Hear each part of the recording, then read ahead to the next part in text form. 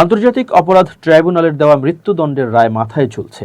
দেশে ফিরলে গ্রেপ্তার হওয়ার চরম আশঙ্কা, এমনকি প্রাণহানির ঝুঁকিও রয়েছে। কিন্তু সমস্ত জল্পনা উড়িয়ে দিয়ে এক অবিশ্বাস্য ও মেগা ঘোষণা করলেন বাংলাদেশের প্রাক্তন প্রধানমন্ত্রী শেখ হাসিনা। আগামী ডিসেম্বর মাসেই তিনি সশরীরে বাংলাদেশে ফিরবেন এবং আদালতের কাছে আত্মসমর্পণ করবেন। আন্তর্জাতিক সংবাদ সংস্থা রয়টার্সকে দেওয়া 1 ঘন্টার এক এক্সক্লুসিভ টেলিফোন সাক্ষাৎকারে এই বিস্ফোরক তথ্য নিজেই খোলাসা করেছেন শেখ হাসিনা। গত মাসে দ্য ওয়ালকে একটি এক্সক্লুসিভ সাক্ষাৎকার দিয়েছিলেন শেখ হাসিনা। সেই সাক্ষাৎকারেও তিনি দেশে ফেরার কথা জানিয়েছিলেন। রয়টার্সকে দেওয়া সাক্ষাৎকারে শেখ হাসিনা তার অনড় অবস্থানের কথা জানিয়ে বলেন, ওরা আমাকে গ্রেফতার করতে পারে, এমনকি মেরেও ফেলতে পারে, তবু আমাকে ফিরতেই হবে। আমার দলের নেতাকর্মীদের উপর ভয়াবহ অত্যাচার চলছে। মৃত্যু যদি আসেই, তবে আমি চাই সেটি আমার নিজের মাটিতেই আসুক, যেখানে আমার বাবা মায়ের কবর রয়েছে এবং তাদের রক্ত মিশে আছে। হাসিনা স্পষ্ট করে দিয়েছেন যে জেল খাটতে তার বিন্দুমাত্র ভয় নেই। এর আগেও 2007 সালে তৎকালীন তত্ত্বাবধায়ক সরকারের আমলে তাকে কারাবাস করতে হয়েছিল এবং সেখান থেকে ফিরে 2008 এর নির্বাচনে জিতে তিনি ক্ষমতায় এসেছিলেন।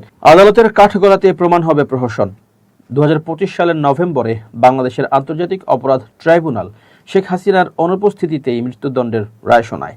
এই বিচার প্রক্রিয়াকে রাজনৈতিক উদ্দেশ্য প্রণোদিত এবং সম্পূর্ণ প্রহসন বলে দাবি করেছেন তিনি। হাসিনার কথায় তিনি আইনি পথেই এই লড়াই চালাতে চান এবং আদালতে আত্মসমর্পণ করার উদ্দেশ্যই হলো এই মামলার পেছনের আসল রাজনৈতিক ষড়যন্ত্র মানুষের সামনে আনা। হাসিনার এই মেগা রিটার্ন প্ল্যানে তার সঙ্গে ফিরতে পারেন তার জমানার প্রাক্তন স্বরাষ্ট্রমন্ত্রী আসাদুজ্জামান খান কামালও, যার বিরুদ্ধেও বাংলাদেশে ফাঁসির রায় রয়েছে। বাংলাদেশ সরকার ইতোমধ্যেই ভারতের কাছে শেখ হাসিনাকে ফেরত চেয়ে বারবার চিঠি পাঠাচ্ছে। এ প্রসঙ্গে ঢাকা ও নয়াদিল্লিকে স্পষ্ট বার্তা দিয়েছে হাসিনা। বলেন, ওরা আমাকে ফেরততে চাইছে, কিন্তু আমাকে পাঠানোর প্রয়োজন নেই, আমি নিজেই ফিরে যাব।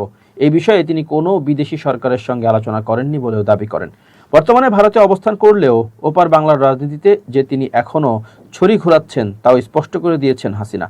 রয়টার্সকে তিনি জানিয়েছেন, ভারতে বসেই তিনি অনলাইনে বাংলাদেশের 300টি সংসদীয় আসনের মধ্যে অন্তত 125টি আসনের নেতাদের সঙ্গে নিয়মিত ভার্চুয়াল বৈঠক করছেন। নিষিদ্ধ ঘোষিত আওয়ামী লীগকে পুনর্গঠনের কাজও আড়াল থেকে জোর কদমে চলছে। বাংলাদেশের অনুরোধের পরিপ্রেক্ষিতে ভারতের বিদেশ মন্ত্রক অবশ্য এখনও অত্যন্ত সতর্কভাবে পা ফেলছে। বিদেশ মন্ত্রকের মুখপাত্র রণধীর জয়সওয়াল আগেই জানিয়েছেন, শেখ হাসিনার প্রত্যর্পণের আবেদনটি সম্পূর্ণ আইনি ও বিচারিক প্রক্রিয়ার আওতার মধ্যে খতিয়ে দেখা হচ্ছে। ঢাকার বর্তমান নতুন সরকারের সঙ্গে গঠনমূলক দ্বিপাক্ষিক সম্পর্ক বজায় রাখতেও ভারত আগ্রহী।